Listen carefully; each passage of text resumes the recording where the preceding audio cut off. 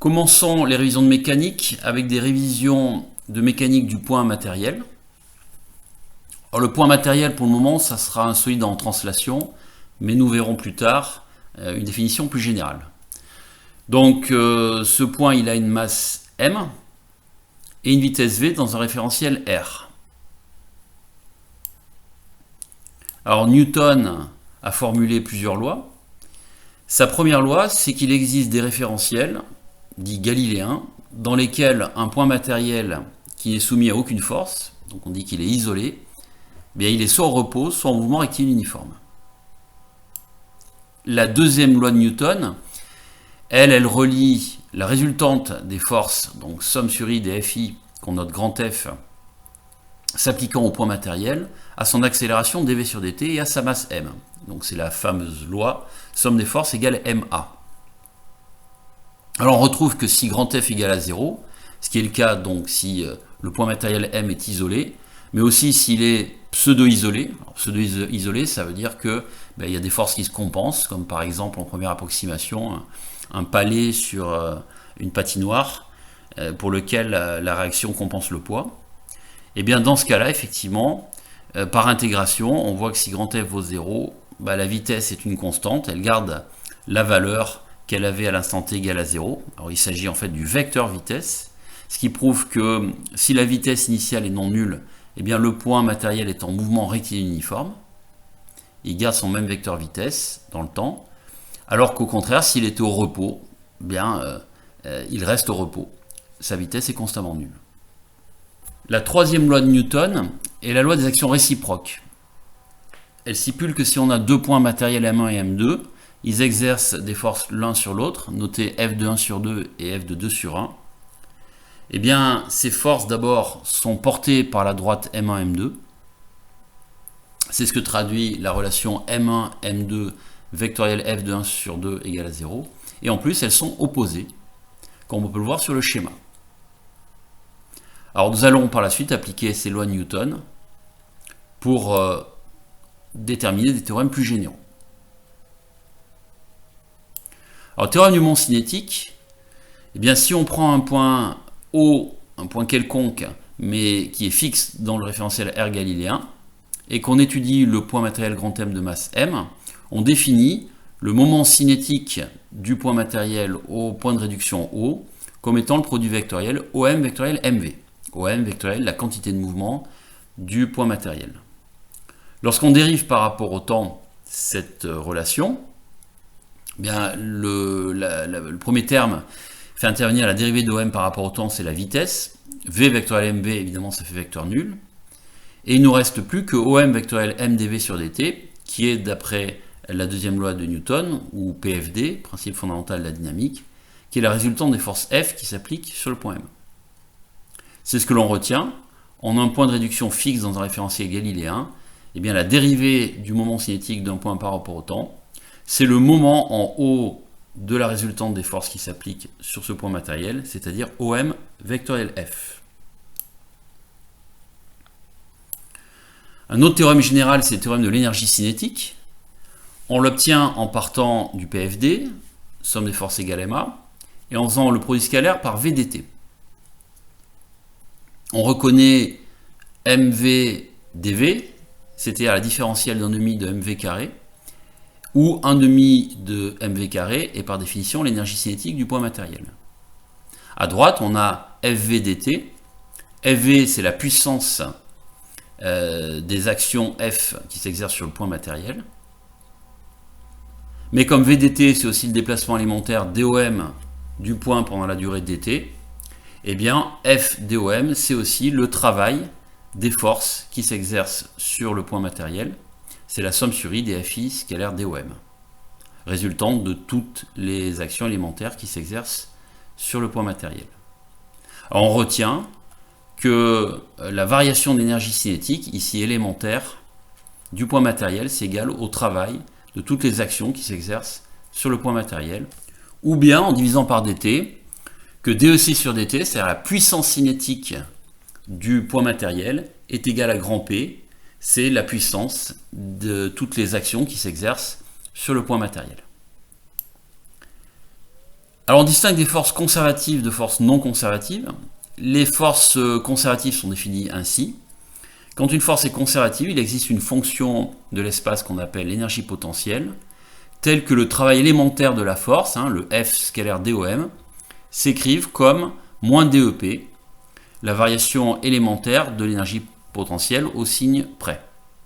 On verra plus tard dans l'année que ça c'est équivalent à dire que F c'est moins gradient de EP, ou que le rotationnel de F est nul. Ces opérateurs seront très utilisés par la suite, notamment en électromagnétisme et en mécanique des fluides. Pour le moment, il suffit d'écrire que pour les forces conservatives, le travail élémentaire qu'on appelle delta W conservatif s'écrit moins DEP, et puis pour les autres forces, les non conservatives, on laisse le travail élémentaire sous la forme delta W non conservatif.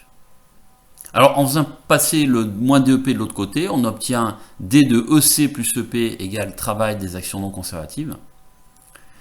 Bon, EC plus EP, c'est défini comme étant l'énergie mécanique du point matériel. Et on en déduit un autre théorème, dit de l'énergie mécanique, qui est que la variation d'énergie mécanique, c'est égal au travail des actions non conservatives.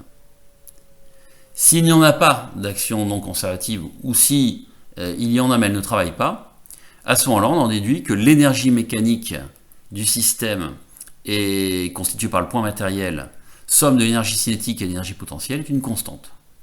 Le système alors est dit conservatif. À titre d'exemple, nous allons considérer le pendule simple. Donc c'est un fil de masse M qui est attaché en un point O fixe. Et au bout de ce fil, on a mis une petite masse, petit m, donc considéré comme un point matériel de masse m. Donc le fil a une masse nulle, une longueur L, et le tout est placé dans le champ de pesanteur. Alors on l'écarte de sa position d'équilibre et puis on le lâche, sans composante de vitesse orthogonalement au plan de la feuille, ce qui fait qu'il va décrire un mouvement circulaire. Alors on utilise la base de projection de coordonnées cylindriques, ER, Eθ, EZ, qui est spécifiée ici. Et puis si on regarde les actions qui s'exercent sur notre point matériel, eh bien on a son poids mg, vertical descendant bien entendu, et puis la tension du fil, qui est une force qui s'exerce du point M vers le point O, donc qui est portée par le vecteur de base ER. On applique le principe fondamental. Le principe fondamental, il nous dit que m fois l'accélération égale t plus mg. Alors l'accélération pour un mouvement circulaire uniforme, il faut bien la connaître, il faut pouvoir la sortir comme ça par cœur. Et dans ce cas-là, elle vaut moins Lθ point carré ER plus Lθ seconde Eθ, L étant la distance OM, constante. On a donc deux projections du PFD, l'un selon ER et l'autre selon Eθ. Selon ER, eh bien on a T qui se projette. Alors T est algébrique. On aurait pu mettre moins norme de T, mais on peut garder aussi T algébrique. Et tant que le fil est tendu, eh bien, T doit être dirigé de M vers O, donc la valeur algébrique T doit être négative. D'ailleurs, ça permet, lorsqu'on fait l'étude du pendule simple, ça permet de savoir à quel moment, éventuellement, le fil se détend. C'est le moment où T s'annule et devient positif. À ce moment-là, les hypothèses que l'on a faites de mouvement circulaire ne seraient plus valables. Donc la projection selon ER, c'est moins ml θ point carré égale T plus mg cos θ, qui permettrait de calculer T, mais la projection qui permet de trouver l'équation différentielle du mouvement, c'est celle selon Eθ. Donc selon Eθ, l'accélération c'est Lθ seconde, donc on a mLθ seconde, et il n'y a que le poids qui est une composante selon Eθ, qui vaut moins mg sinus θ, ce qui fournit l'équation différentielle du mouvement, θ seconde plus g sur L sinus θ égale à 0. Alors c'est une équation différentielle du second ordre, mais non linéaire à cause du sinus. Et on peut retrouver cette équation différentielle en appliquant les autres théorèmes généraux, qui semblent donc être un petit peu équivalents si le but c'est d'obtenir l'équation différentielle, qui vont être le théorème du mouvement cinétique et le théorème de l'énergie cinétique. Alors, théorème du moment cinétique ici, on calcule le moment cinétique du point matériel. Son vecteur position, c'est LER. Sa quantité de mouvement MV, c'est mlθ.eθ. Donc le moment cinétique, c'est ml carré θ.ez. Et le moment des forces qui s'exercent, bien en fait, c'est uniquement le moment du poids, puisque T et OM étant collinéaires, il ne reste plus que OM vectoriel mg. Et le petit calcul qui est ici nous montre que ça nous fait du moins mgl sinus θ ez. Donc le théorème du moment cinétique qui nous dit que la dérivée du moment cinétique par rapport au temps, c'est le moment des forces, eh bien, nous donne ml carré θ seconde égale moins mgl sinus θ, soit θ seconde plus g sur l sinus θ égale à 0. On retrouve bien la même équation différentielle que par application du PFD. Pour le théorème de l'énergie cinétique, on constate que la tension du fil ne travaille pas, puisqu'elle est tout le temps orthogonale au déplacement du point matériel, à sa vitesse. Il ne reste plus qu'à envisager le travail du poids. Alors le poids, lui, il travaille, puisqu'il y a des variations d'altitude lorsque le pendule y bouge. Alors plus précisément, si on note grand Z à un axe vertical ascendant, le travail du poids, c'est le produit scalaire du poids moins mgez fois le déplacement élémentaire dOz.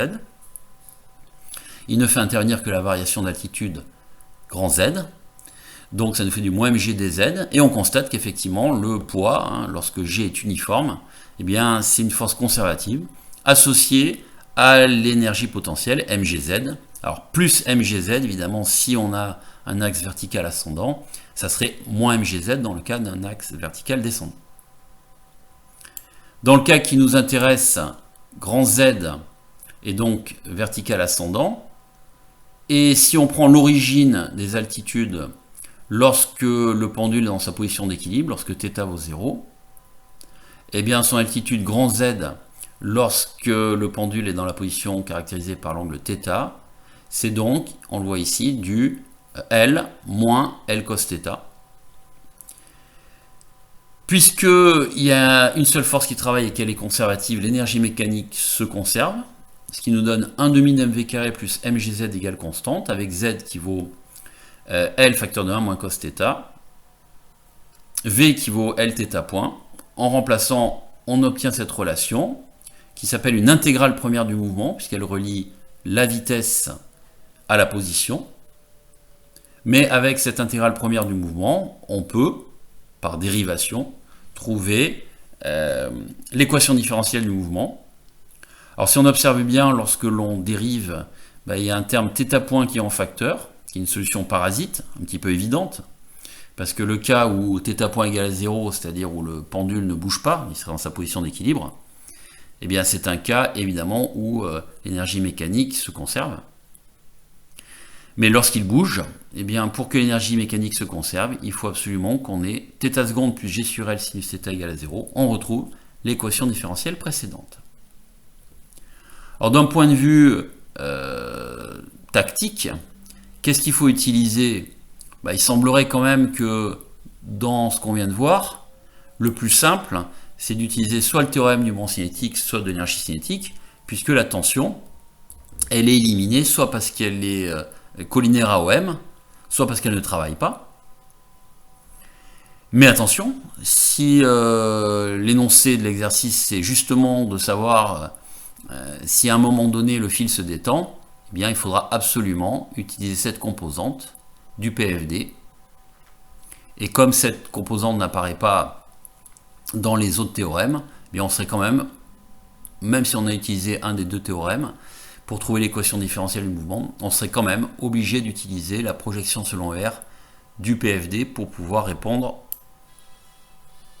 à la question posée par l'énoncé. Nous allons maintenant envisager des mouvements conservatifs à un seul degré de liberté. Alors pour ça, commençons par donner d'autres forces conservatives associées à d'autres énergies potentielles. Par exemple, la force élastique, celle qui exerce un ressort sur son extrémité. Donc on a un ressort qui est vide à une longueur L0. Donc à ce moment-là, il n'exerce aucune force sur son extrémité. Mais si ce ressort il est soit tendu, soit comprimé, sur l'exemple de la figure, il est tendu, on a tiré dessus, sa longueur L n'est plus égale à la longueur à vide L0, mais elle est plus grande, et bien on voit qu'à ce moment-là, il va exercer une force vers la gauche.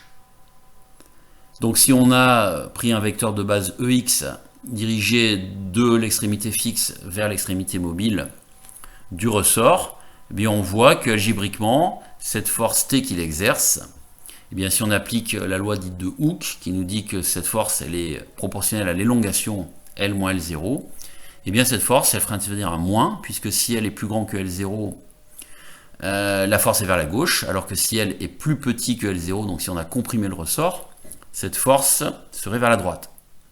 Alors K s'appelle la raideur du ressort, c'est en newton par mètre. Et si on pose x égale L moins L0, eh bien notre force, elle s'écrit moins kx. Son travail s'écrit donc moins kx dx. Et on voit qu'au signe près, c'est la dérivée d'un demi de kx carré. Donc on peut définir l'énergie potentielle élastique comme étant un demi de kx carré. Mais attention, plutôt que un demi de kx carré, il vaut mieux retenir un demi de k fois l'élongation au carré, puisque dans un exercice, x ça peut être autre chose que L moins L0. Après, on peut citer la force électrique. Alors, on montrera que dans le cas électrostatique, dans le cas des champs électriques stationnaires en tout cas, eh bien, le champ électrique, il est relié au potentiel électrique par E égale moins gradient de V.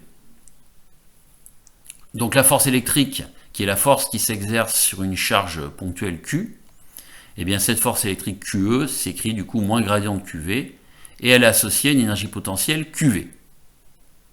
Donc à ce stade de l'année, ou en première année, eh bien on ne pouvait pas vraiment prouver ce résultat, donc on a admis que l'énergie potentielle c'était QV, produit de la charge, fois le potentiel dans lequel elle est placée. Si on se penche maintenant sur le cas d'un mouvement conservatif à un degré de liberté, donc ce degré de liberté on l'appelle x, eh bien l'énergie mécanique se conserve puisqu'il n'y a que des forces conservatives.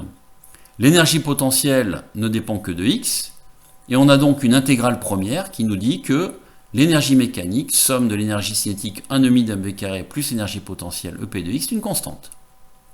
Alors vu qu'un demi de mv carré est positif, on en déduit que, fatalement, quand on a fixé dans les conditions initiales une certaine énergie mécanique, elle se conserve, donc elle est fixée dès qu'on se donne les conditions initiales, et bien selon la valeur de cette énergie mécanique, on a accès à des valeurs de x qui sont définies par toutes les valeurs telles que l'énergie potentielle soit plus petite que EM. Ce qui fait que si on connaît le graphe de l'énergie potentielle, ici en vert, en fonction de x, si on connaît l'énergie mécanique, on peut en déduire, comme c'est le cas ici, que sont interdites les bandes de valeur de x pour lesquelles x est plus petit que x1, parce qu'à ce moment-là, l'énergie potentielle serait plus grande que l'énergie mécanique, ce qui n'est pas possible, et aussi la bande x2, x3, qui se trouve ici. Donc on aura soit un mouvement dans cette cuvette de potentiel, entre x1 et x2, soit un mouvement pour lequel x sera plus grand que x3. Selon les conditions initiales, évidemment, ça sera soit ce premier mouvement dans la cuvette de potentiel, soit le deuxième que l'on a cité. Les positions d'équilibre sont définies de la manière suivante. Une position d'équilibre, c'est une position telle que si on place le point dans cette position-là sans vitesse initiale, il y reste. Donc si x égale x équilibre à t égale à 0 et que x point égale à 0, on doit avoir à tout instant x égale x équilibre. Alors le PFD nous montre qu'à ce moment-là, puisque l'accélération va être nulle, vu que la vitesse est constamment nulle, eh bien on doit avoir une force qui est nulle, une résultante des forces qui est nulle, dans la position x égale x équilibre. Donc une position d'équilibre est telle que la somme des forces soit nulle en cette position-là. Alors à une dimension f, pour une force conservative, c'est écrit moins DEP sur dx, et donc on en déduit qu'on doit avoir en une position d'équilibre DEP sur dx égale à 0. C'est-à-dire que l'énergie potentielle doit être extrémale, maximale ou minimale en x équilibre. Alors on peut juger de la stabilité de cette position d'équilibre en faisant un petit développement limité autour de x équilibre. Donc on pose x égale x équilibre plus epsilon, supposé très petit, et on va aller jusqu'à l'ordre 2. À ce moment-là, le développement limité nous dit EP de x équilibre plus epsilon, c'est EP de x équilibre, plus epsilon DEP sur dx en x équilibre. Ça c'est nul, puisqu'on est en une position d'équilibre. Et le deuxième degré, c'est epsilon carré sur 2, d carré EP sur dx carré en x équilibre, qu'on va supposer différent de 0. Alors le PFD appliqué à notre point matériel qu'on a peu écarté de sa position d'équilibre, on suppose peu écarté de sa position d'équilibre, au départ en tout cas, nous donne mx seconde égale fx égale moins dep sur dx. Alors x étant égal à x équilibre plus epsilon x seconde, c'est epsilon seconde. Et moins dep sur dx, quand on dérive l'expression précédente, c'est la même chose que moins dep sur d epsilon, ça nous fait donc du moins epsilon d carré ep sur dx carré. Et on tombe sur l'équation différentielle suivante, dans laquelle, je le rappelle, on a supposé que epsilon était très petit. Cette équation différentielle, il y a deux cas. Soit ce terme-là est négatif, d carré ep sur dx carré. Dans ce cas-là, ça correspond à un maximum d'énergie potentielle en x équilibre. Et à ce moment-là, epsilon diverge. Donc epsilon tend vers plus ou moins l'infini. Donc notre hypothèse que epsilon restait petit, elle n'est pas vraiment vérifiée. Ça ne sera vrai qu'au tout début, lorsqu'on a perturbé l'équilibre. Et puis très rapidement, epsilon prend de grandes valeurs. Donc en tout cas, ça nous permet d'en déduire que l'équilibre, il est instable. En revanche, si d carré ep sur dx carré est positif, alors là si on fait un petit tableau de variation, on se rend compte que ça correspond à un minimum de l'énergie potentielle en x équilibre, epsilon reste borné, ça devient un oscillatoire harmonique, de pulsation oméga 0 égale racine de 1 sur m d carré ep sur dx carré en x équilibre. Et donc c'est bien la preuve qu'on a un équilibre stable, c'est-à-dire que peu écarté de cette position d'équilibre, notre point matériel, il va faire des petites oscillations sinusoïdales autour de cette position d'équilibre.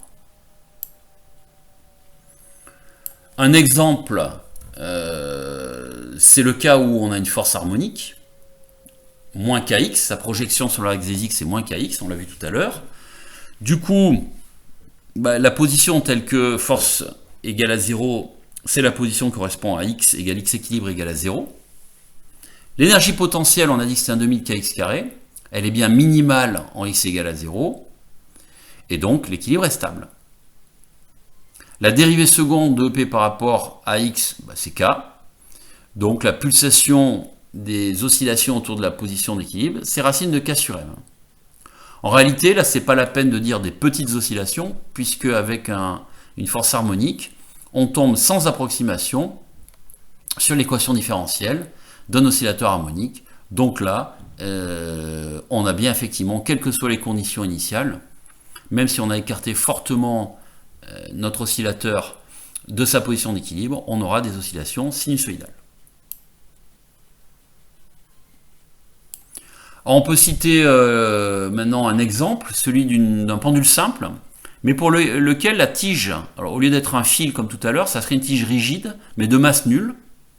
Donc ça ne va rien changer à nos équations, mais ça nous enlève la possibilité que le fil se détende, et ça nous donne donc accès à des positions pour lesquelles θ est plus grand que pi sur 2, donc on peut même envisager de lâcher un tel pendule dans la position θ égale à pi, c'est-à-dire dans la position où il est inversé par rapport à sa position d'équilibre.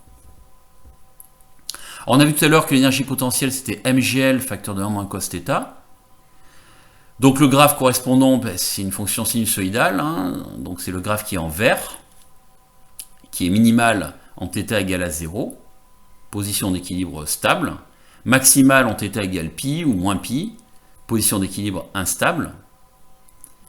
Et puis, selon la valeur de l'énergie mécanique, on a donné plusieurs valeurs, EM1, EM2, EM3, etc., EM4, on va avoir des mouvements assez différents. Et tout dépend évidemment des conditions initiales.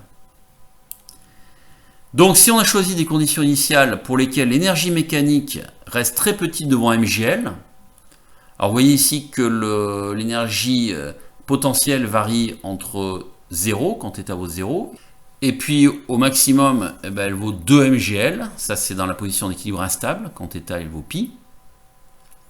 Donc on compare l'énergie mécanique à MGL. Si l'énergie mécanique est très petite devant MGL, eh bien on voit qu'on va peu bouger par rapport à la position d'équilibre stable θ égale à 0. Donc θ va rester très petit devant 1 radian et on peut se contenter du développement limité de sinus à l'ordre 1 et remplacer sinus θ par θ, c'est-à-dire linéariser. Alors en linéarisant l'équation différentielle qui faisait intervenir à sinus θ et qui était non linéaire devient une équation différentielle linéaire, et qui plus est d'un oscillateur harmonique de pulsation oméga 0 égale racine de G sur L. Alors, ça arrive très souvent que lorsqu'on a une position d'équilibre stable, eh bien, le petit développement limité que l'on a fait tout à l'heure, en fait, quand la dérivée seconde n'est pas nulle, donc c'est-à-dire quand on a un minimum d'énergie potentielle, eh bien, le développement limité à l'ordre 2, il va être une bonne approximation tant que l'énergie mécanique, effectivement, elle reste suffisamment petite, ici, qu'elle reste au voisinage de l'énergie potentielle minimale. Et on dit que le puits de potentiel est parabolisable, c'est-à-dire que il existe une parabole qui épouse la forme de l'énergie potentielle au voisinage de la position d'équilibre stable. Et bien, chaque fois que ça sera le cas, on aura un oscillateur harmonique à condition de peu écarter notre système de sa position d'équilibre stable.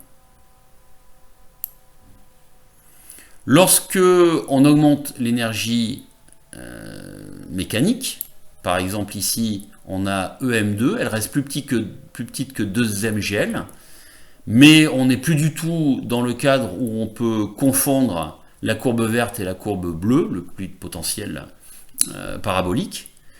Donc du coup on ne peut plus linéariser, et on est obligé de garder le sinus θ.